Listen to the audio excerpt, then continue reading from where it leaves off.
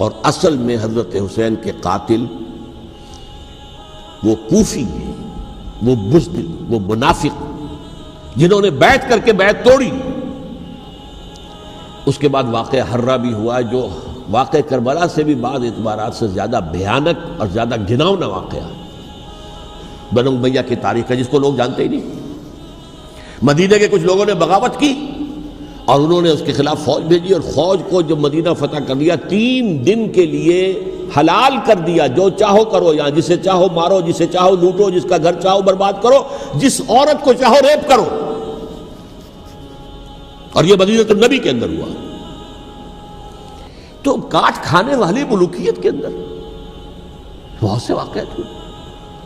عبداللہ ابن زبیر کھڑے ہوئے، انہوں نے حکومت قائم کی تھی، لیکن یہ کہ وہ تو 6 سال کے لیے کامیاب بھی رہے، ایک حکومت قائم کی، بنو امیہ کے ہاتھ پر بیعت نہیں کی، بالآخر ان کی حکومت بھی ختم ہو گئی۔ پھر حضرت زید کھڑے ہوئے، انہوں نے بغاوت کی، وہ بھی ناکام رہ گئے۔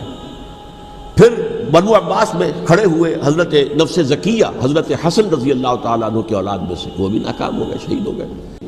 انہوں نے عوام کو ایسا کھڑا کیا ہے کہ 20,000 سے لے کر 30,000 کے درمیان انسانوں نے جانیں دے دی۔ عورتوں کے جلوس نکلے، شیرخوار بچہ گود میں ہے عورت کے، اور گولی کھا رہی ہے اور مر رہی ہے، گر رہی ہے۔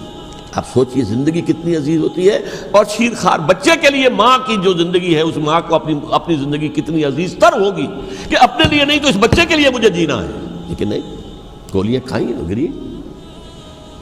یہ جذبہ انہی میں ہے۔ واقعہ یہ ہے کہ اہل سنت کے اندر یہ جذبہ نہ ہونے کے برابر ہے۔ یہ میں واشگاف الفاظ میں کہہ رہا ہوں۔ پورے عالم اسلام میں صرف شیعہ ایران ایسا نکلا ہے کہ جس نے بادشاہت کا خاتمہ کیا، باقی سعودی عرب میں بادشاہت بیٹھی ہوئی ہے، ڈٹ کر بیٹھی ہوئی، اربوں ڈالر کا ایک ایک محل بنتا ہے ان بادشاہوں کا، اور سنی سن ہے، سن، کوئی حرکت نہیں۔ فرش التراب يضمني وهو غطاء، کہ وہ ایک شخص کا کارنامہ، وہ یہودی فتنہ گر، وہ روح مصدق کا بروز، ہر قبا ہونے کو ہے اس کے جنوں سے تار تار۔ اسی طرح وہ عبداللہ ابن سبا یہودی فتنہ گر۔ آج اہل تشیع میں سے بعض حضرات کہتے ہیں کہ یہ عبداللہ ابن سبا یہ تو افسانوی شخصیت ہے، اس کی حقیقت کوئی تھی ہی نہیں، حالانکہ ان کی اپنی کتاب میں رجال کشی کے اندر اس کا ذکر موجود ہے، اور یہ بھی موجود ہے کہ حضرت علی رضی اللہ تعالیٰ عنہ نے اپنے عہد خلافت میں اسے زندہ جلوایا ہے۔ اس کی وجہ کیا تھی؟ یہ آیا مدینے کے اندر اسلام کا لبادہ اوڑھ کر، اس نے چند عقیدوں کی اشاعت شروع کی۔ سب سے پہلے حضرت علی تو خدا ہیں، گاڈ انکارنیٹ، اوتار کا تصور، جیسے ہندوؤں میں ہے رام چندر جی خدا کا اوتار، اور عیسائیت میں بھی پہلے گاڈ انکارنیٹ کا تصور تھا کہ حضرت مسیح خدا کا اوتار ہے، انکارنیشن آف گاڈ۔ تو اس نے کہا کہ حضرت علی تو خدا کا اوتار ہے، خدا ہے۔ نمبر 2، اس نے کہا کہ ہر نبی کا ایک وصی ہوتا ہے جس کے حق میں وہ وصیت کرتا ہے، تو حضور صلی اللہ علیہ وسلم کے وصی حضرت علی ہیں، لہذا خلیفہ تو اول روز سے حضرت علی ہیں، حضرت ابو بکر، حضرت عمر، حضرت عثمان یہ تو غاصب ہیں، اور حضرت عثمان کی خلافت تھی اس وقت تو خاص طور پر۔ پھر اس نے جو قبائلی عصبیت تھی اسے بھڑکایا۔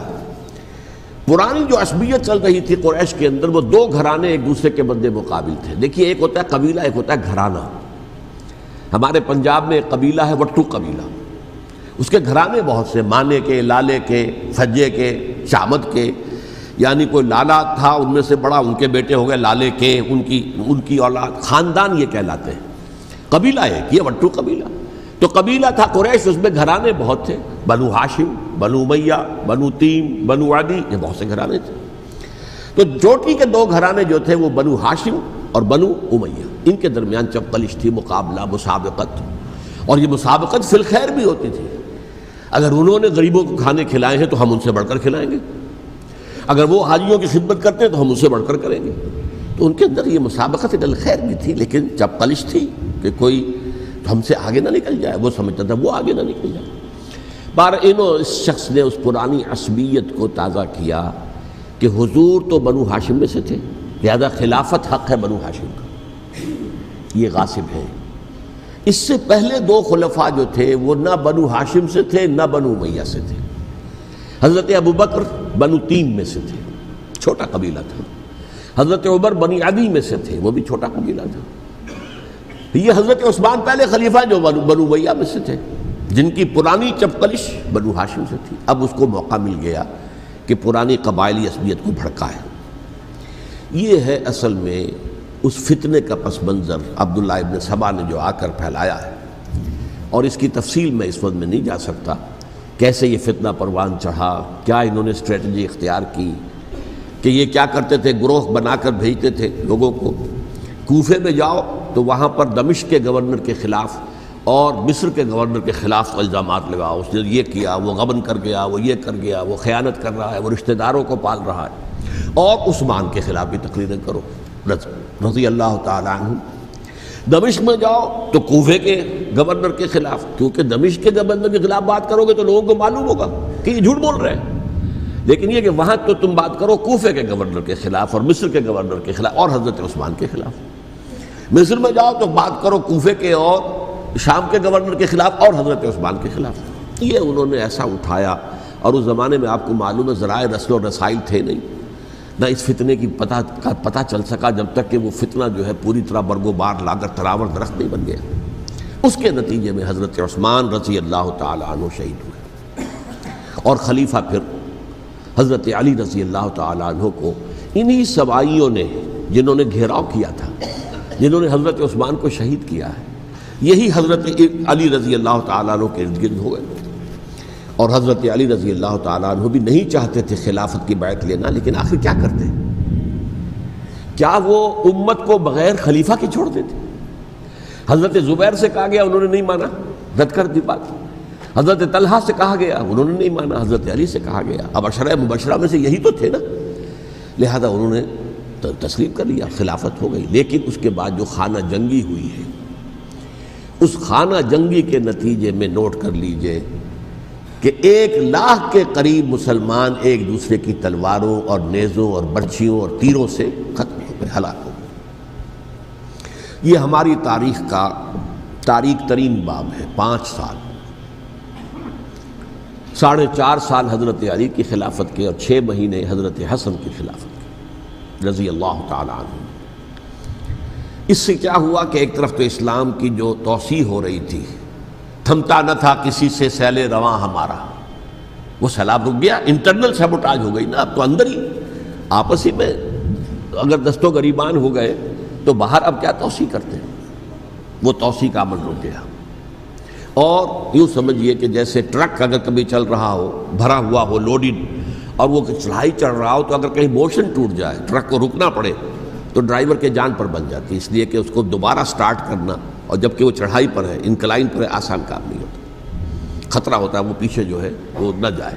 اور پہاڑی علاقوں میں آپ کو معلوم ہے ذرا پیچھے چلے جانے کا مطلب جو ہے بہت خطرناک جو ہے نتیجہ نکل سکتا ہے۔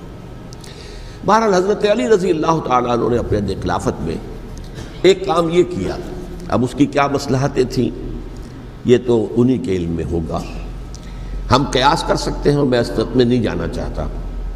ابھی تک خلافت کا مرکز تھا مدینہ منورہ، حضرت ابوبکر، حضرت عمر، حضرت عثمان، وہیں جہاں حضور صلی اللہ علیہ وسلم رہے تھے اور جہاں پر کہ حضور مدفون تھے۔ لیکن حضرت علی نے اپنا مرکز جو ہے وہ کوفہ بنا دیا۔ اچھا، اس کی ایک ظاہری وجہ یہ سمجھ میں آتی ہے کہ اسلام کا جو پھیلاؤ ہو گیا تھا، وہ سلطنت اتنی وسیع ہو گئی تھی کہ مدینہ منورہ بہت جنوب میں اور بڑے صحرا کو عبور کر کے جانا ہوتا تھا۔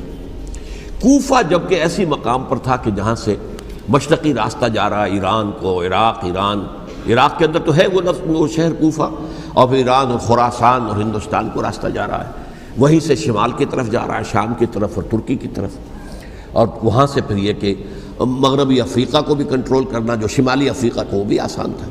بہرحال حضرت علی نے کوفہ کو اپنا مرکز بنایا، اور نتیجہ یہ ہوا کہ سبائیوں کا بھی مرکز وہی بن گیا، چونکہ انہوں نے اپنے آپ کو گردا گرد رکھا حضرت علی کے رضی اللہ تعالیٰ عنہ۔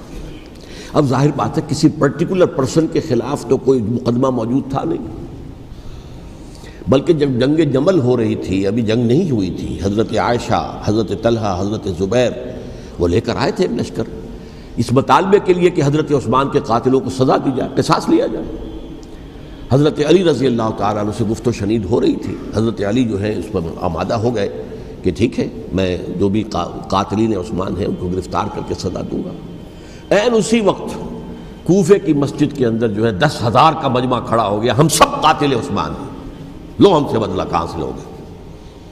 اور انہوں نے کیا کیا، جاتے ہی جنگ چھیڑ دی، جب چھڑ جائے تو یا مرو یا مارو، اس کے سلاوہ تو کوئی چارہ کار ہوتا ہی نہیں۔ ایک رات میں 10,000 مسلمان شہید ہوئے، جن میں 2 عشرہ مبشرہ میں سے حضرت زبیر اور حضرت طلحہ رضی اللہ تعالیٰ عنہ۔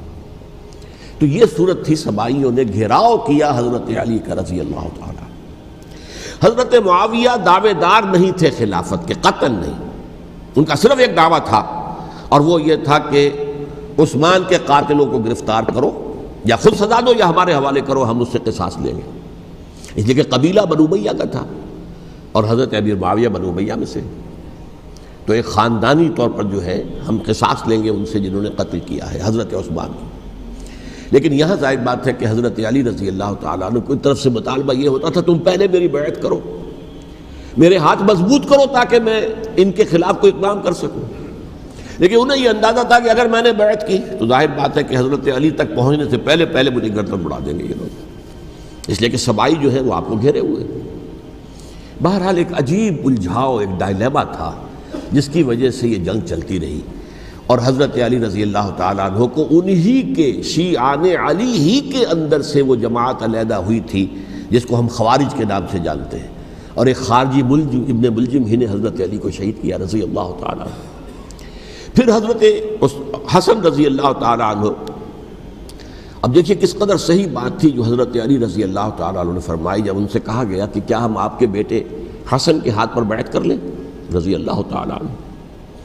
فرمایا نہ میں تمہیں اس کا حکم دیتا ہوں نہ میں اس سے روکتا ہوں، یہ تمہارا معاملہ ہے، امرہم شورا بینہم، تم اپنے باہمی مشورے سے جو فیصلہ کرو گے ٹھیک ہے، میں نہ حکم دیتا ہوں نہ روکتا ہوں۔ اس کا کیا مطلب ہے؟ باپ کے بعد بیٹے کی خلافت ہرگز حرام نہیں ہے، ورنہ کہتے کیسے ہو سکتا ہے میرا بیٹا؟ نہیں، یہ نہیں کہا۔ حضرت عمر سے بھی کہا گیا تھا کہ اپنے بیٹے کو نامزد کر دیں، عبداللہ ابن عمر کو، تو انہوں نے جواب میں کیا کہا؟ اسے تو طلاق دینی بھی نہیں آتی۔ انہوں نے اپنی کسی زوجہ کو طلاق دی تھی، اور اس میں جو صحیح ترین طریقہ ہے وہ اختیار نہیں کیا تھا، انہیں طلاق دینی تک نہیں آتی تو میں اسے خلیفہ بنا دوں۔ یہ نہیں کہا تھا کہ باپ کے بعد بیٹا خلیفہ نہیں ہو سکتا، یہ تو نہیں تھا، کہیں حرام نہیں ہے، نہ کتاب و سنت میں، نہ کوئی حدیث ہے، نہ کہیں قرآن مجید میں۔ تو حضرت علی نے بھی فرمایا رضی اللہ تعالیٰ، نہ میں روکتا ہوں نہ حکم دیتا ہوں، یہ تمہارا اپنا معاملہ ہے۔ بہرحال حضرت حسن رضی اللہ تعالیٰ عنہ نے حضرت امیر معاویہ سے صلح کر لی، خلافت ان کے سپرد کر دی۔ دیکھیے میں حضرت ابوبکر، حضرت عمر، حضرت عثمان، حضرت علی کے ساتھ حضرت حسن کے دور خلافت کو بھی خلافت راشدہ میں سے سمجھتا ہوں، اور تبھی 30 سال پورے ہوتے ہیں اس حدیث کے مطابق کہ حضور نے فرمایا خلافت 30 برس رہے گی پھر ملوکیت آ جائے گی۔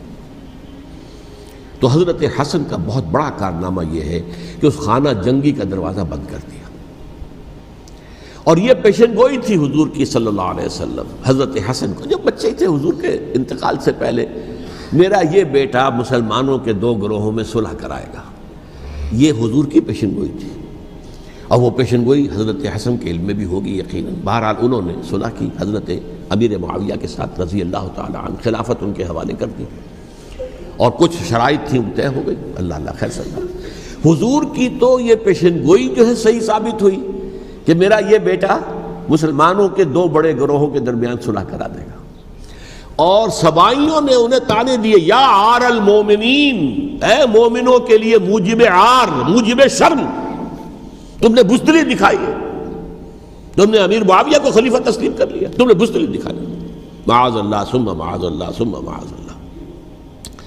اب میں کچھ باتیں حضرت امیر معاویہ کے بارے میں کہنا چاہتا ہوں، اس لیے کہ وہاں اس میں نے حضرت معاویہ کے بارے میں یہ تو بہت شدت کے ساتھ کہا تھا، اور میں اب بھی اس پر قائم ہوں اور پوری طریقے سے قائم ہوں۔ میرا مستقل موقف یہی ہے کہ حضرت معاویہ رضی اللہ تعالیٰ عنہ کے دور خلافت کو ہم خلافت راشدہ میں شامل نہیں سمجھتے، اہل سنت میں سے کوئی بھی نہیں سمجھتا.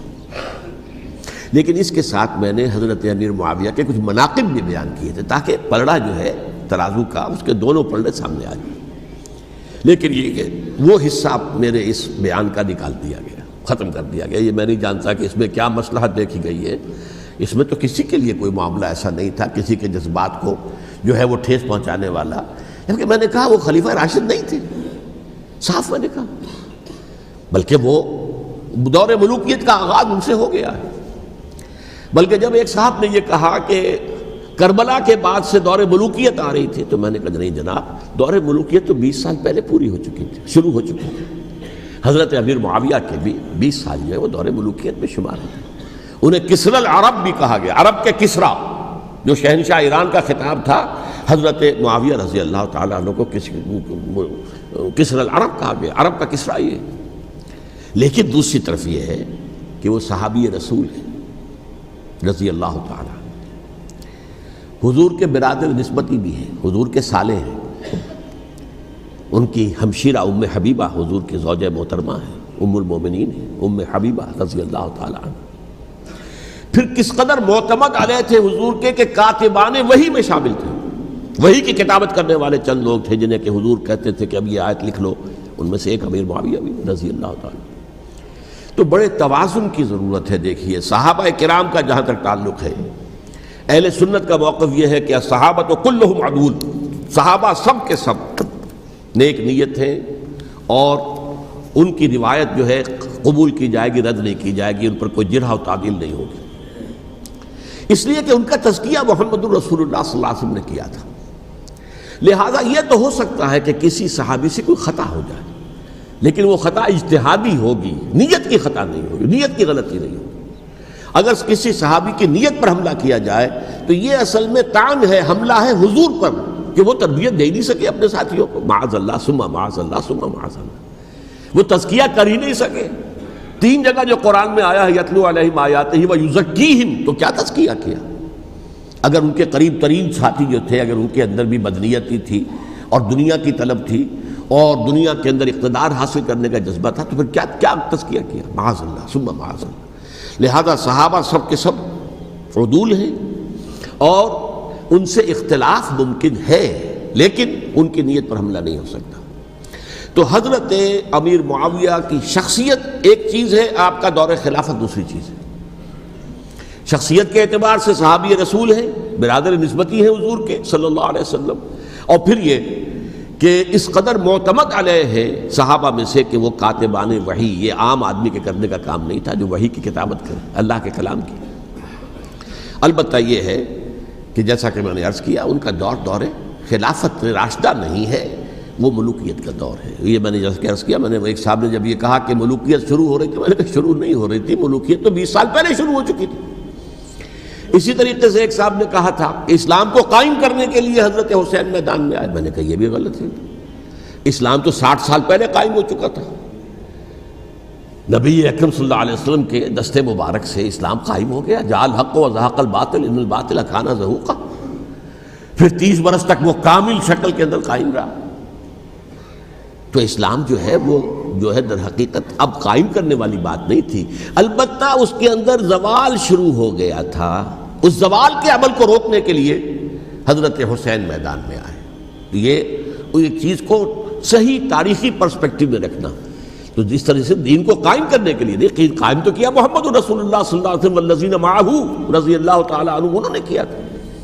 ہاں اب جو ہے وہ اپنی اس شاندار حیثیت سے نیچے گرنے لگا تھا. وہ میں بعد میں عرض کروں گا کہ میں نے اسے کیا عرض کیا تھا کہ یہ اس زوال کو روکنے کے لیے کسی طریقے سے یہ اپنی اصل حقیقت میں قائم رہے. یہ حضرت حسین رضی اللہ تعالیٰ عنہ کے سعی تھے. اچھا، حضرت امیر معاویہ کے جو 20 سال ہیں وہ پورے امن، سکون، اطمینان، کوئی جھگڑا، کوئی فساد، کوئی اختلاف، کوئی باہمی خاندانی، کچھ 20 سال. یہ بھی تاریخ کی بڑی چشم کشا حقیقت ہے جو عام طور پر لوگوں کے علم میں نہیں ہے. سبائی بھی دبکے رہے. حضرت امیر معاویہ کی حکومت اتنی مضبوط تھی، کنٹرول، کہ ان کو کچھ سر اٹھانے کا موقع نہیں ملا. موجود تھے، دبکے رہے. جیسا کہ میں نے کہا ریولوشن کے آخری مرحلے پر آ کر جو مخالفین ہیں وہ دب جاتے ہیں کہ پھر دیکھیں گے موقع ملے گا تو پھر لیں گے ان سے حساب کتاب۔ 20 سال رہے ہیں پورے امن کے، 10 سال کے بعد یعنی درمیان میں ہے حضرت امیر معاویہ کا عہد خلافت۔ ایک صحابی جو کہ بزرگ صحابہ میں سے ہیں، مغیرہ ابن شعبہ رضی اللہ تعالی عنہ، وہ آتے ہیں اور وہ کہتے ہیں کہ دیکھیے امیر المومنین، کتنی بڑی خانہ جنگی رہی تھی مسلمانوں کی آپس میں، اور اب بھی اگر آپ کسی کو نامزد کیے بغیر چھوڑ گئے امت کو تو پھر خانہ جنگی ہو جائے۔ 1 لاکھ اس وقت جو ہے وہ ہلاک ہوئے تھے، نہ معلوم اب کتنے ہلاک۔ لہٰذا آپ اپنی زندگی ہی میں نامزد کر دیجئے کسی کو خلیفہ، ولی عہد بنا دیجئے۔ حضرت امیر معاویہ نے ابتداءً جو ہے انکار کیا نہیں، لیکن ان کے دلائل ایسے تھے وزنی، اور میں سمجھتا ہوں کہ وہ بات صحیح تھی جو مغیرہ ابن شعبہ نے کہی، اس لیے کہ اب صحابہ کرام میں سے جو کبار صحابہ تھے وہ تو سب دنیا سے رخصت ہو چکے تھے۔ اب تو یا صغار صحابہ رہ گئے تھے جو حضور کے زمانے میں بچے تھے، حضرت حسن، حضرت حسین، عبداللہ ابن زبیر، یہ بچے ہی تھے نا، یا تو وہ تھے، اور یا بالکل نو مسلم تھے، اور نو مسلموں میں بڑی تعداد وہ تھی جو ایرانیوں کی تھی، شامیوں کی تھی، ادھر کی تھی، تو ان کو تو ظاہر بات ہے کہ تربیت نبوی سے کیا خلافت راشدہ سے بھی اکثر و بیشتر کو کوئی حصہ ملا ہی نہیں۔ تو اس صورت میں اب وہ اعلیٰ ترین معیار پر حکومت کے نظام کو قائم کرنا ممکن نہیں ہے۔ کوئی قبائلی عصبیت جب تک حکومت کی پشت پر نہیں ہوگی، حکومت مستحکم نہیں ہوگی۔ یہ گویا کہ ایک جس کو کہتے ہیں کہ حقیقت بینی، واقعیت پسندی، ایک آئیڈیلزم ہے اور ایک ریئلزم ہے کہ آپ فیکٹس آن دی گراؤنڈ کو غور کریں، سوچیں اس کے اوپر اور پھر کوئی فیصلہ کریں۔ اس اعتبار سے پھر حضرت امیر معاویہ نے بات مان لی اور بیعت لے لی لوگوں سے حضرت یزید کے لیے کہ یہ خلیفہ ہوں گے میرے بعد، اس کو ولی عہدی کہتے ہیں۔ اچھا، اس وقت 5 افراد ایسے تھے کہ جنہوں نے اس سے اختلاف کیا، یہ بات بہت اہم ہے۔ میرا کتابچہ ہے سانحہ کربلا، اس کے کچھ نسخے آج یہاں ہوں گے، آپ لوگ پڑھیے اسے غور سے اور پھیلائیے تاکہ حقیقت سامنے آئے۔ 5 افراد کون تھے جو ہونے چاہیے؟ ابو بکر فوت ہو گئے، ان کے بیٹے عبد الرحمن ابن ابی بکر۔ عمر فوت ہو گئے، ان کے بیٹے عبداللہ ابن عمر۔ عباس فوت ہو گئے، ان کے بیٹے عبداللہ ابن عباس۔ زبیر فوت ہو گئے، ان کے بیٹے عبداللہ ابن زبیر۔ اور حضرت حسن جو ہے ان کا انتقال ہو چکا تھا، حضرت علی کے بیٹے حضرت حسین رضی اللہ تعالی عنہ مجمعین۔ حضرت حسن کے بارے میں ایک فریق کا کہنا یہ ہے کہ انہیں زہر دے کر ہلاک کیا گیا، اہل تشیع کا قول یہ ہے، جبکہ اہل سنت کہتے ہیں کہ نہیں، وہ اپنی جو بھی طبی موت تھی اس سے ان کی وفات۔ لیکن میں اس میں نہیں جانا چاہتا، اس لیے کہ یہ مائکرو ہسٹری جو ہے نا، وہ تو ایک ایک واقعے کے لیے ادھر کی روایات کیا، ادھر کی کیا ہیں، ان کے پاس کیا دلائل، یہ تو کسی ریسرچ اسکالر کا موضوع ہے، میرا موضوع نہیں ہے۔ لیکن بہرحال یہ 5 حضرات تھے جنہوں نے ولی عہدی کی بیعت نہیں کی، لیکن حضرت معاویہ اتنے حلیم الطبع انسان تھے، انہوں نے جبر نہیں کیا، کوئی تشدد نہیں کیا۔ ٹھیک ہے، ولی عہدی کی بیعت نہیں کر رہے، کوئی بات نہیں، میری بیعت تو کی ہوئی ہے نا، ابھی تو میں زندہ ہوں، بات ختم ہو گئی، میری بیعت کو تو نہیں توڑا انہوں نے، فسخ بیعت نہیں کی۔ اس اعتبار سے انہوں نے نہ کوئی تشدد کیا، نہ جبر کیا، نہ کوئی مواخذہ کیا۔ لیکن جب امیر معاویہ کا انتقال ہو گیا، اب ولی عہدی کی بجائے وہ اب خلافت کی بیعت ہوئی، سب لوگوں نے بیعت کر لی۔ ان 5 میں سے ایک فوت ہو چکے تھے، حضرت عبد الرحمن ابن ابی بکر فوت ہو چکے رضی اللہ تعالی۔ 4 تھے، ان 4 میں ایک اختلاف ہوا۔ 2 کی رائے یہ تھی، عبداللہ ابن عمر، عبداللہ ابن عباس، کہ اگرچہ یہ کام غلط ہوا ہے، اسلام کی روح کے منافی ہوا ہے، یہ بادشاہت کی بنیاد پڑ رہی ہے، لیکن یہ بات ایسی نہیں ہے کہ اس کی بنا پر ہم خانہ جنگی شروع کروا دیں، امت کے اندر خون خرابہ کروائیں، فساد کروائیں۔ لہذا انہوں نے بیعت کر لی۔ اب کوئی اگر یہ کہے معاذ اللہ کہ وہ بک گئے تھے یزید کے ہاتھ میں، معاذ اللہ ثم معاذ اللہ، وہی بات آپ اختلاف کر سکتے ہیں کہ انہیں نہیں کرنی چاہیے تھی، یہ کوئی رائے رکھے، مجھے اختلاف نہیں، لیکن ان کی نیت پر حملہ کریں گے تو حملہ محمد رسول اللہ پر ہوگا صلی اللہ علیہ وسلم۔ عبداللہ ابن عمر کون ہیں؟ کتنی حدیثیں ان سے جو ہیں وہ منقول ہیں، عبداللہ ابن عباس کون ہے؟ جنہیں حضور نے جو ہے جن کے لیے دعا کی تھی، اے اللہ فقہہ فی الدین وعلمہ التاویل، اے اللہ اس نوجوان کو دین کا فہم عطا کر اور قرآن کی تعویل اور تفسیر کا علم عطا کر۔ حبر الامہ کہلاتے ہیں۔ وہ کہیں پیسوں اور ٹکوں کے عوض بک جانے والے نہیں تھے، انہوں نے امت کی مصلحت دیکھی، نیت جو ہے اس پر حملہ نہ کیجیے، البتہ اختلاف کا حق آپ کو حاصل ہے۔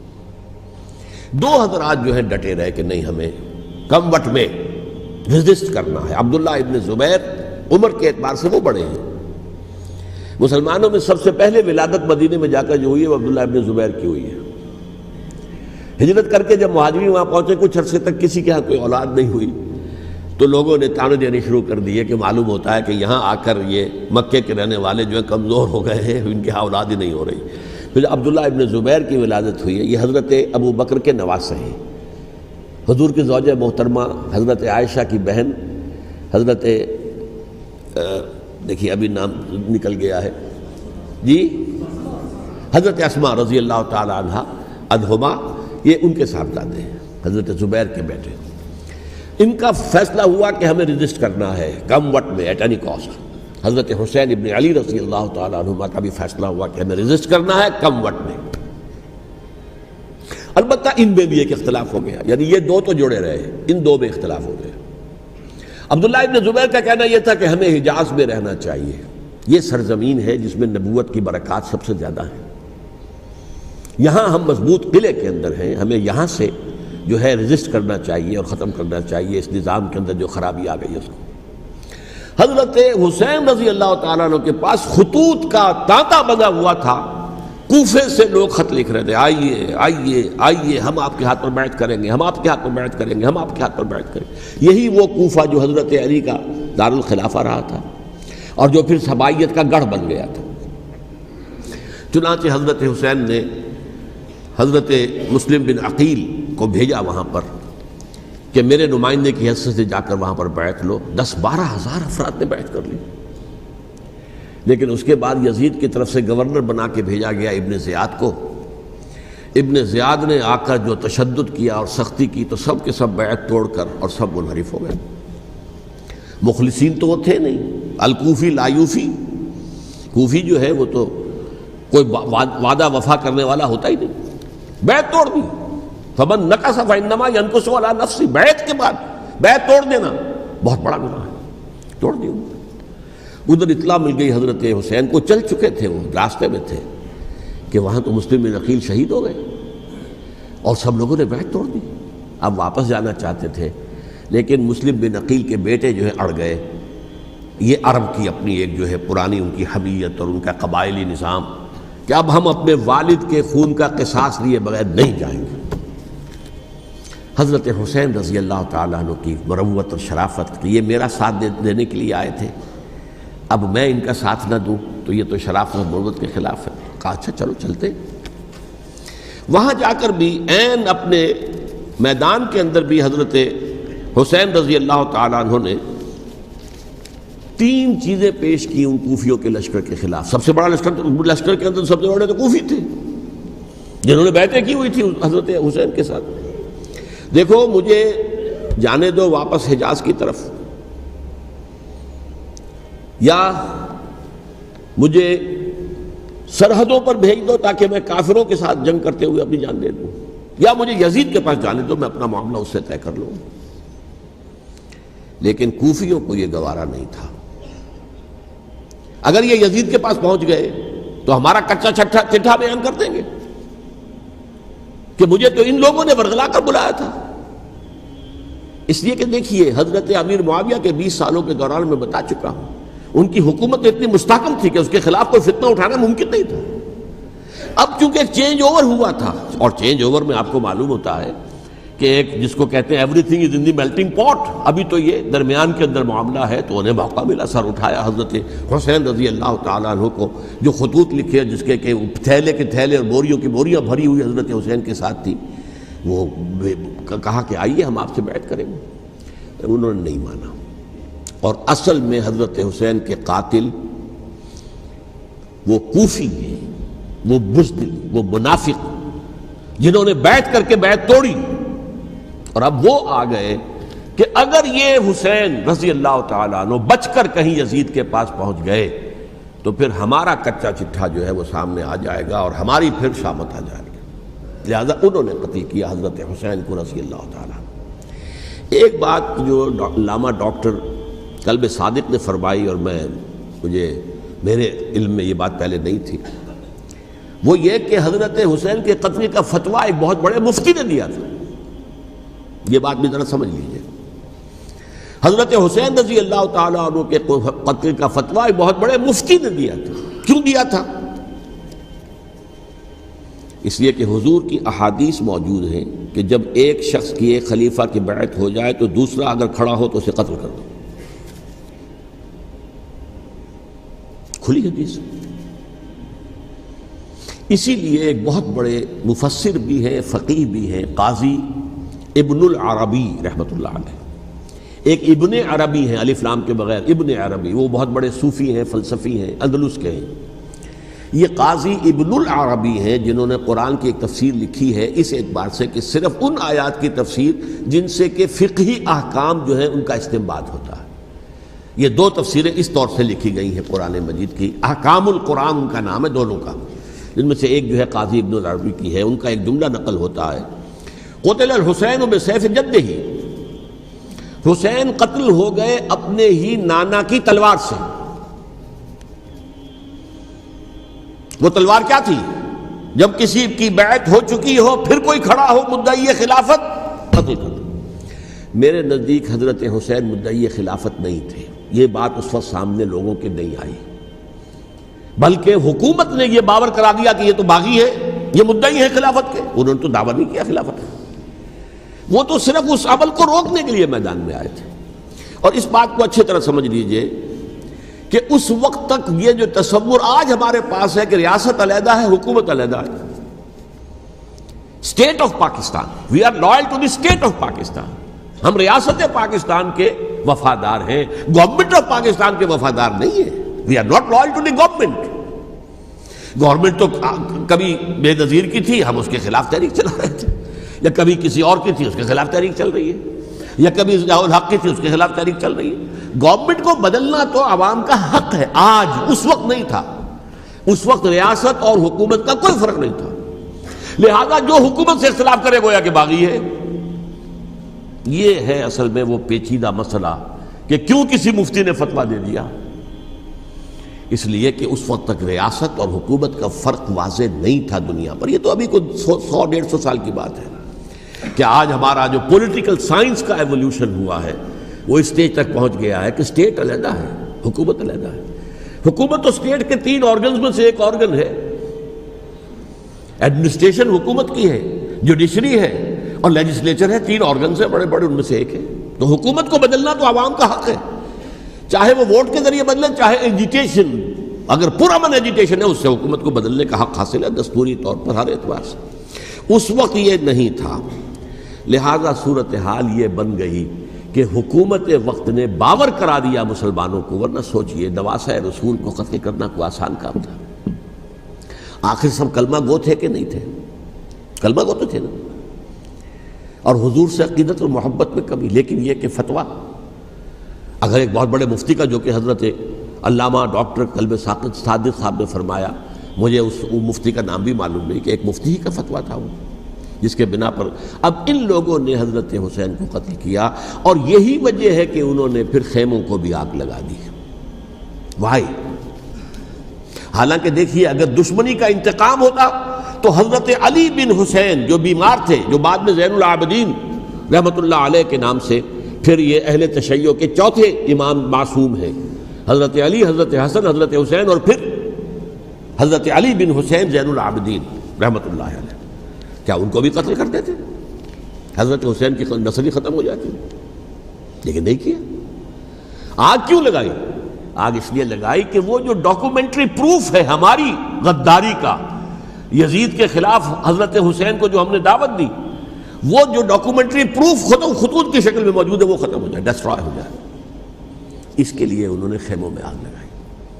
بہرحال یہ ہے تاریخی پس منظر، یہ اسی سبائی فتنے کا تسلسل ہے جس نے سب سے پہلے حضرت عثمان کی جان لی رضی اللہ تعالیٰ عنہ، 5 سال تک مسلمانوں میں خانہ جنگی رکھی. حضرت علی کو پھر شہید کیا، اور اس کے بعد جو ہے 20 سال حضرت امیر معاویہ کے تو سر نہیں اٹھا سکے، لیکن پھر جب ایک چینج اوور ہو رہا تھا تو اس وقت انہوں نے موقع غنیمت سمجھا کہ اب کھڑے ہو جاؤ اور اب دوبارہ ایک فتنہ جو ہے اس کو امت کے اندر پیدا کر دو. اچھا، اس معاملے میں ایک بات جو میں نے وہاں کہی کہ ہمارے ہاں شاعرانہ جو مبالغہ آمیزی ہے، یہ میری گفتگو کا حصہ انہوں نے حذف کر دیا ہے. اور میں نے ایک سنی شاعر، بہت بڑے عالم، جن کے حوالے سے آج بھی میری تقریر ہوگی خالق جناح ہال میں، مولانا محمد علی جوہر کے ایک شعر کے حوالے سے کہا کہ قتل حسین اصل میں مرگ یزید ہے، اسلام زندہ ہوتا ہے ہر کربلا کے بعد. میں نے کہا بالکل محمل شعر ہے، اسلام مرا ہی نہیں تھا، زندہ ہونے کا کیا سوال. اور اگر کسی درجے میں مزمحل یا زخمی ہوا تھا تو وہ تو رہا، کربلا کے بعد بھی رہا، یزید کی حکومت بھی رہی، بنو امیہ کی حکومت بھی چلی، کوئی تبدیلی تو نہیں آئی. یہ کیا کہہ رہے ہیں؟ اسلام زندہ ہوتا ہے کربلا کے بعد. میں نے کہا اسلام مرا نہیں تھا. جیسے میں نے یہ کہا کہ ملوکیت جو ہے وہ اب شروع نہیں ہوئی، ملوکیت تو 20 برس پہلے شروع ہو چکی تھی حضرت امیر معاویہ کے. لیکن ظاہر بات ہے کہ حضرت حسن نے، حضرت حسین نے اس کو قبول کیا، اور حضرت حسین نے تو پھر 10 سال تک ولی عہدی جو تھی چاہے بیعت نہیں کی لیکن اس کے خلاف میدان میں آ کر چیلنج تو نہیں کیا. اس اعتبار سے یہ معاملہ جو ہے اسلام زندہ ہوتا ہے کربلا کے بعد، یہ بے تکی بات ہے. ہاں، حضرت شاہ اسماعیل شہید رحمۃ اللہ علیہ کی اگر میں تشبیہ کو، تمثیل کو سامنے رکھوں تو اسلام کی عمارت 6 منزلہ ہے، 6ٹھی منزل ٹاپ کی وہ گر گئی، 5 منزلیں انٹیکٹ تھیں، اسلام مرا نہیں تھا. عدالت میں شریعت کے مطابق فیصلے ہو رہے تھے، قاضی تھے، مفتی تھے، شریعت نافذ تھی، اسلام کہاں مرا تھا. جبکہ خود کہہ رہے ہیں علامہ کلب صادق کے ایک مفتی کے فتوے سے ہی حضرت حسین کو قتل کیا گیا. اب وہ مفتی کی رائے، اس کی بدنیتی ہو، جو بھی ہو، وہ جانے، اللہ جانے. لیکن عام مسلمان کیا کریں؟ اس پہلو سے اسلام مرا نہیں تھا. ہاں، ایک منزل گر گئی تھی، وہ گری رہی، 1000 برس تک گری رہی، یہاں تک کہ آ کر مغربی امپیریلزم نے اس کے گرایا، ملوکیت کا معاملہ ختم کیا، اور وہ جبرین ملوکیت دوسری آ گئی. ورنہ وہی بادشاہی چلی ہے. بلکہ دور بنو امیہ میں وہ بادشاہی پوری طرح اس نے بالوں پر نہیں نکالے تھے، اصل بالوں پر تو اس نے نکالے ہیں دور بنو عباس میں آ کر. اور پھر سلاطین جو ہے ترک، جو ترک خلفاء ہے، ان کا بھی بادشاہت تھی، اور کیا تھا، وہ خلافت تو نہیں تھی. تو یہ تو اسلام میں جو بھی نقص واقع ہو گیا تھا، کبھی واقع ہو گئی تھی، وہ جو کی تو برقرار رہی. اس کو بھی تسلیم کیا. میں اللہ کا شکر ادا کر کے کہتا ہوں کہ دونوں حضرات، دونوں شیعہ دانشور اور بڑی اعلیٰ سطح کے جو شیعہ عالم تھے، انہوں نے اس بات کو تسلیم کیا اور میری اس بات کو چیلنج نہیں کیا.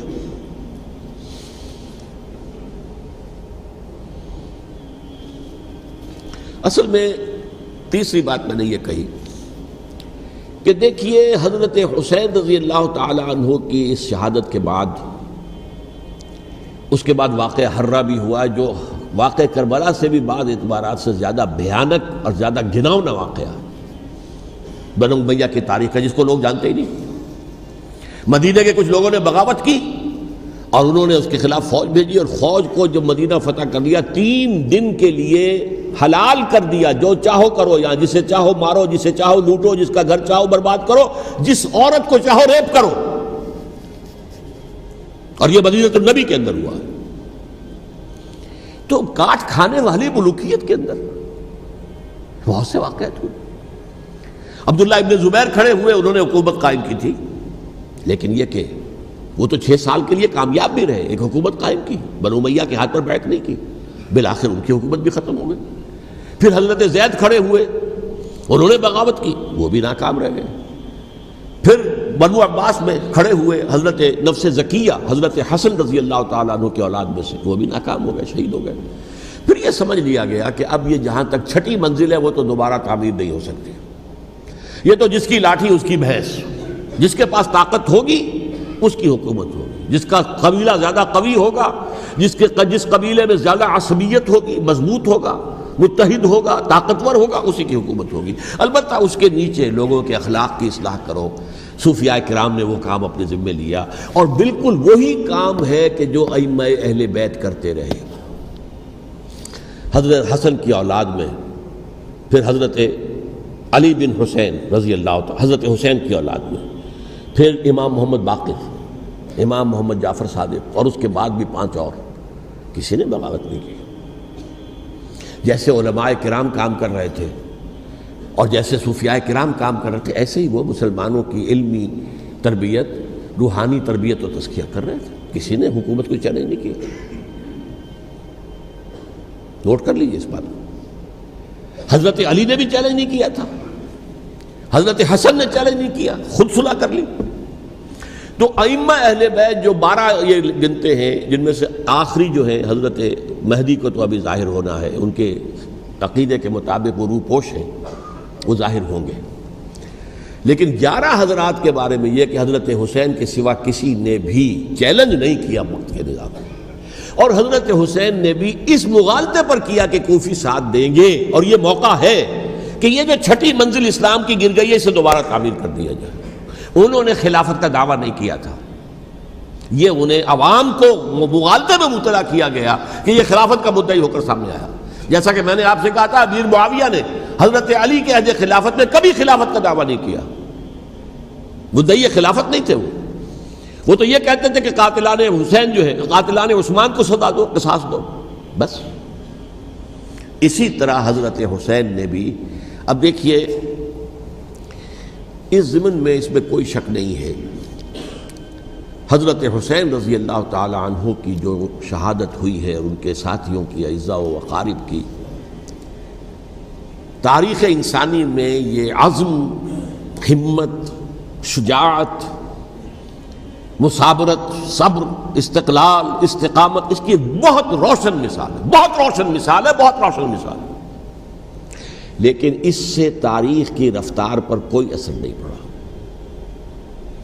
وہ جو ملوکیت آ گئی تھی وہ اور گہری سے گہری ہوتی چلی گئی۔ واقعہ کربلا کے بعد تو واقعہ ہررا ہوا میں نے گنوا دیا، اس سے زیادہ تو میرے خیال میں کہ اور ہمارے لیے لائق شرم جو ہے کوئی واقعہ ہے ہی نہیں اس پہلو سے۔ لیکن حضرت حسین کا ایک، اب ان کو یہ کہ میں، مطلب یہ کہ اگر میں ان کے ہاتھ پر بیعت کر لیتا ہوں، جو کہ اس وقت سامنے موجود تھے، کہ یزید کی بیعت تمہارے ہاتھ پر کرتا ہوں، تو گویا کہ اپنے آپ کو سرنڈر کر دیتے۔ وہی خطرہ جو امیر معاویہ کو تھا کہ مجھے وہ تو پہنچنے بھی نہیں دیں گے علی تک رضی اللہ تعالیٰ عنہ، اور مجھے پہلے ہی شہید کر دیں گے، یہی خطرہ حسین کو تھا رضی اللہ تعالیٰ عنہ کہ مجھے یزید تک پہنچنے نہیں دیں گے، پہلے ہی قتل کر دیں گے۔ اور ویسے بھی یہ ایک شرافت، مروت اور حمیت اور غیرت اور عزت نفس کا تقاضا بھی تھا کہ بھائی معاملہ ہے یزید کا، میرا مجھے وہاں جانے دو، اللہ اللہ خرسلہ، یو کین اسکورٹ می، میرے دائیں بائیں چلو تاکہ میں کہیں اور بھاگ نہ جاؤں تمہارے خیال میں، مجھے وہاں پہنچا دو، میں وہاں پہ جا کے اسے معاملہ کر لوں۔ لیکن انہوں نے قتل کیا، اصل قاتلان کوفی، وہی سبائی۔ البتہ یہ ہے کہ اس واقعے کی جو یادگار ہے، اس میں کوئی شک نہیں ہے کہ اس نے مسلمانوں میں سے ایک گروہ کے دل میں قربانی اور شہادت کا جذبہ بہت پیدا کیا، اس میں کوئی شک نہیں۔ اور جس طریقے سے کہ عاشورہ محرم میں یاد منائی جاتی ہے، جس طریقے سے اس نے اہل تشیع کے اندر قربانی کا جذبہ بے انتہا پیدا کر دیا، اگرچہ وہ جذبہ بروئے کار نہیں آتا، اس لیے کہ ان کے ہاں یہ عقیدہ ہے، یہ طے ہے کہ جب تک حضرت مہدی ظاہر نہیں ہوں گے ہم کسی کے خلاف بغاوت نہیں کریں گے۔ یہ پوری تاریخ میں ان کا معاملہ رہا، تمام جو ہے ائمہ اہل بیت کا معاملہ رہا، جب تک مہدی نہیں آتے keep sitting and keep waiting, wait and see, that's all. یہ تو خمینی صاحب نے کیا ہے، آیت اللہ خمینی صاحب نے، کہ انہوں نے یہ ایران کے شیعوں کو باور کرایا کہ بھائی جب آئیں گے حضرت مہدی آ جائیں گے، لیکن ہم اب ہاتھ پر ہاتھ رکھ کر بیٹھے رہیں،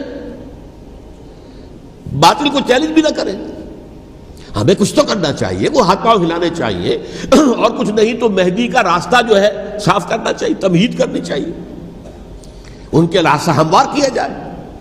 تو یہ ان کی بڑی عظمت ہے آیت اللہ خمینی صاحب کی کہ اہل تشیع ایران کے جو ہے ان سے انہوں نے یہ بات منوا لی کہ ہم بالکل انرٹ نہیں بیٹھے رہیں گے، بلکہ اب انہیں نائب امام قرار دے کر اور ولایت فقیہ کے فلسفے کے حوالے سے یہ دو چیزیں ان کی جو ہیں بنیادی فلسفے کی ہیں، وہ اس وقت میرا موضوع نہیں ہے۔ انہوں نے عوام کو ایسا کھڑا کیا ہے کہ 20,000 سے لے کر 30,000 کے درمیان انسانوں نے جانیں دے دی، عورتوں کے جلوس نکلے، شیرخوار بچہ گود میں ہے عورت کے، اور گولی کھا رہی ہے اور مر رہی ہے، گر رہی ہے۔ آپ سوچئے زندگی کتنی عزیز ہوتی ہے، اور شیرخوار بچے کے لیے ماں کی جو زندگی ہے، اس ماں کو اپنی زندگی کتنی عزیز تر ہوگی کہ اپنے لیے نہیں تو اس بچے کے لیے مجھے جینا ہے، لیکن نہیں، گولیاں کھائیں اور گری۔ یہ جذبہ انہی میں ہے۔ واقعہ یہ ہے کہ اہل سنت کے اندر یہ جذبہ نہ ہونے کے برابر ہے۔ یہ میں واشگاف الفاظ میں کہہ رہا ہوں۔ پورے عالم اسلام میں صرف شیعہ ایران ایسا نکلا ہے کہ جس نے بادشاہت کا خاتمہ کیا، باقی سعودی عرب میں بادشاہت بیٹھی ہوئی ہے، ڈٹ کر بیٹھی ہوئی، اربوں ڈالر کا ایک ایک محل بنتا ہے ان بادشاہوں کا، اور سنی سن ہے، سن، کوئی حرکت نہیں۔ وہ تو اب جو حرکت ہو رہی ہے وہ اینٹی امریکن حرکت ہے جو ہو رہی ہے، وہ در حقیقت وہ مسئلہ بالکل دوسرا ہے جو اس وقت ہو رہا ہے، لیکن یہ کہ عالم اسلام میں کوئی تحریک ایسے نہیں اٹھی۔ یہ اہل تشیع میں ہے، جو بالکل استثنائی بات ہے کہ انہوں نے جو ہے ایک ایسا بادشاہ جس کو کہا جاتا تھا کہ اس کا جو اسلحہ خانہ ہے وہ ایشیا میں سب سے بڑا اسلحہ خانہ ہے، جو 2500 سالہ پرانی جو ایک عظمت تھی ایران کی، اس کو دوبارہ تازہ اور زندہ کرنا چاہتا تھا۔ 2500 سالہ برسی اس نے منائی تھی، اس کے لیے ایک شہر آباد کیا تھا کہ خسرو یا سائرس یا ذوالقرنین قرآن مجید کی اصطلاح میں اس کی یادگار بنائی تھی، اور وہ سوچ رہا تھا کہ وہی عظمت دوبارہ ایران کی ہوگی جو کہ خسرو کے زمانے میں تھی، جس کا قرآن مجید میں سورہ کہف کے اندر ذکر ہے، مشرقی فتوحات، مغربی فتوحات، شمالی فتوحات۔ تو وہ بادشاہ ہے، اس کو بھاگنا پڑا وہاں قربانی کی وجہ سے۔ تو یہ جو ہے واقعہ کربلا نے، اس میں کوئی شک نہیں ہے کہ ایک ایسی مشعل روشن کی ہے جس کو کہ ہر شخص کو دیکھنا چاہیے۔ یہ بھی انسان، جیسے کہ اقبال نے ایک شعر کہا تھا غالب کے لیے، فکر انسان پر تیری ہستی سے یہ روشن ہوا ہے، پرے مرغ تخیل کی رسائی تاک ہو جا۔ تو فکر انسان پر حضرت حسین کی قربانی سے یہ واضح ہوا ہے کہ انسان کس حد تک جا سکتا ہے قربانی دینے کے لیے اپنے کسی مقصد کے لیے۔ مقصد ان کا جو تھا، میں نے اسی لیے آیت پڑھی تھی، معاذ اللہ ثم معاذ اللہ۔ میں ایک آخری بات جو کہہ رہا ہوں وہ نوٹ کر لیجئے۔ ایک خاص انتہائی نقطۂ نظر کے عام کیے جانے کی وجہ سے سنیوں میں بھی ایک انتہائی رد عمل پیدا ہوا ہے، ایکسٹریم رائٹسٹ سنیز۔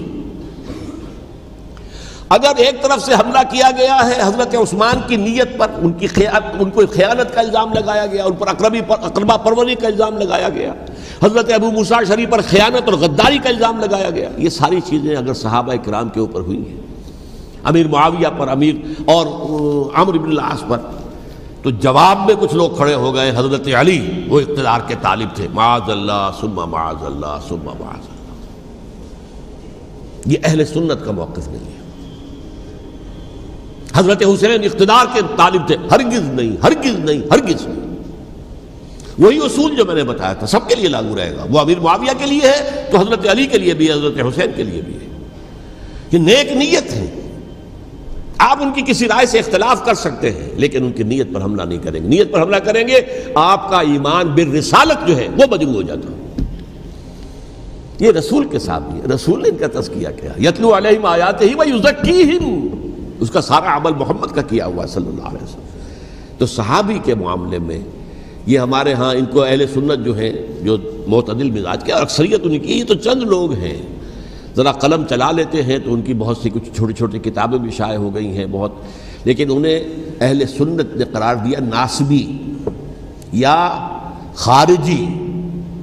جیسے خوارج نے کہا تھا حضرت علی بھی کافر ہے اور حضرت امیر معاویہ بھی کافر ہیں، حضرت عمرو بن العاص بھی کافر ہے، معاذ اللہ ثم معاذ اللہ۔ ایسے ہی کچھ لوگ حضرت حسین پر بھی الزام لگاتے ہیں کہ اقتدار کی ہوس اور طلب کے اندر انہوں نے یہ سارا سفر کیا تھا، اور بس یہ ہے کہ وہ جو بازی تھی وہ ہار گئے۔ اللہ اللہ خیر صلی اللہ، اس سے آگے کیا ہے معاملہ؟ نہیں، معاذ اللہ ثم معاذ اللہ۔ اسی لیے میں نے آیت آج جو پڑھی تھی ایک اور جو بہت بظاہر آپ کو معلوم ہوئی ہوگی، غیر متعلق ہے میرے آج کے عنوان سے، تلک الدار الآخرۃ نجعلھا للذین لا یریدون علوا فی الارض ولا فسادا۔ یہ سورہ قصص کے آخری آیات میں سے۔ دیکھو یہ آخرت کا گھر جو ہے وہ ہم خاص کر دیں گے ان لوگوں کے لیے جو اس زمین میں اپنے اقتدار کے طالب نہیں ہوتے. زمین میں اقتدار کے طالب ہوگے فساد ہو جائے گا. تم بھی طالب میں بھی طالب، جھگڑا ہوگا، لڑائی ہوگی، دنگا ہوگا، فساد ہوگا. تلک الدار الآخرۃ نجعلها للذین لا یریدون علوا فی الارض ولا فسادا. جو لوگ زمین میں اپنے اقتدار کے طالب اور اس کے نتیجے میں فساد پیدا کرنے والے نہیں ہیں، ان کے لیے ہم نے آخرت کا گھر خاص کیا ہے. والعاقبۃ للمتقین، اور عاقبت جو ہے، انجام کار، آخرت جو ہے وہ تو متقیوں کے لیے ہے. اسی میں آئیں گے سب صحابہ کرام، خواہ وہ حضرت علی ہیں رضی اللہ تعالیٰ عنہ، اور خواہ وہ حضرت امیر معاویہ ہیں، حضرت عثمان ہیں رضی اللہ تعالیٰ عنہما، خواہ حضرت حسن ہیں، حضرت حسین ہیں رضی اللہ تعالیٰ عنہما، خواہ عبداللہ ابن زبیر ہیں، خواہ عبداللہ ابن عباس ہیں، خواہ عبداللہ ابن عمر ہیں رضی اللہ تعالیٰ عنہم اجمعین. اس اصول کو سامنے رکھ کر اختلاف آپ کر سکتے ہیں کسی سے بھی، لیکن کسی کی نیت پر حملہ کریں گے تو اصل میں آپ کا ایمان بالرسالت مجروح ہو جائے گا. علی کو نبی اکرم صلی اللہ علیہ وسلم نے اپنا نائب بنا کر چھوڑا تھا جب غزوہ تبوک میں جا رہے تھے مدینے میں. حضرت علی نے کہا بھی کہ مجھے آپ عورتوں کے ساتھ بٹھا کے جا رہے ہیں. فرمایا تمہارا مقام میرے ساتھ وہی ہے جو موسیٰ کے ساتھ ہارون کا تھا. ہارون کو چھوڑ کر گئے تھے نا یہودیوں کے پاس جب گئے تھے تورات لینے کے لیے، تو تمہارا وہی مقام ہے میرے ساتھ. تو یہ حضرت علی ہے رضی اللہ، ان کے بارے میں میرا، ان کی کیا عظمت میری نگاہ میں. تو یہ 3 کتابچے ہیں، مجھے نہیں معلوم تیسرا یہاں ہے یا نہیں ہے. بہرحال آپ لوگوں کو ریکمینڈ کر رہا ہوں کہ ان کا مطالعہ کریں. اب یہ کہ آخری بات یہ کہ اصل ہمارے کرنے کا کام کیا ہے. دیکھیے کیوں نہیں کیا کسی نے بھی خروج کا معاملہ، وہ میں واضح کر چکا ہوں. بغاوت نہیں کی، کیوں؟ ایک تو ریاست اور حکومت میں فرق نہیں تھا. ذرا کھڑا ہو اور وہ باغی قرار پائیں گے، واجب القتل ہو جائیں گے، فتوے کی زد میں آ جائیں گے. یہ معاملہ تھا. اور دوسرے یہ کہ عمارت پوری گری نہیں تھی، ایک منزل گری تھی نا. آج ہم کہاں کھڑے ہیں؟ پوری عمارت گری ہوئی ہے. نہ شرعی عدالتیں ہیں، نہ شرعی فیصلے ہیں، نہ احکام الہی نافذ ہیں، نہ حدود اور قصاص کے معاملات، کچھ بھی نہیں. ہمارا فرض کیا ہے؟ حضرت حسین کی مدح کرتے رہیے، تعریف کرتے رہیے، صحابہ کرام کی مدح کرتے رہیے، مدح صحابہ، اس کے لیے مجلسیں قائم ہو رہی. بھائی کر کیا رہے ہو؟ تھے تو آبا وہ تمہارے ہی، مگر تم کیا ہو؟ ہاتھ پر ہاتھ دھرے منتظر فردا ہو. تلک امت قد خلت لہا ما کسبت ولکم ما کسبتم. وہ تو ایک امت تھی جو چلی گئی، اللہ کے ہاں پہنچ گئے. جو کچھ انہوں نے کمایا وہ ان کے لیے، تمہارے لیے نہیں ہے. تمہارے لیے وہ ہوگا جو تم کماؤ گے. ہمارے لیے راستہ اب یہی ہے کہ خلافت راشدہ کے مکمل نظام کو اثر نو قائم کرنے کے لیے منہج انقلاب نبوی کو اختیار کریں. میری کتاب اس پر، کیسٹس اس پر، آڈیو کیسٹس، ویڈیو کیسٹ، سی ڈیز، نہ معلوم ڈی وی ڈی، سب کچھ موجود. سیرت النبی پر تو میں عرض کر چکا ہوں. فلسفہ سیرت النبی سمجھنا ہے تو میری کتاب پڑھیے، ورنہ سیرت النبی آپ پڑھ لیں گے، واقعات معلوم ہو جائیں گے، فلسفہ سیرت سامنے نہیں آئے. اس کا آپ مطالعہ کریں گے میری کتاب سے. اور دوسرے یہ کہ یہ خلافت قائم کرنے کے لیے جو جد و جہد ہم کر رہے ہیں، تحریک خلافت پاکستان جس کا میں داعی ہوں ادنا سا، وہ تنظیم نہیں ہے، میں اس کا امیر نہیں، وہ ایک تحریک ہے.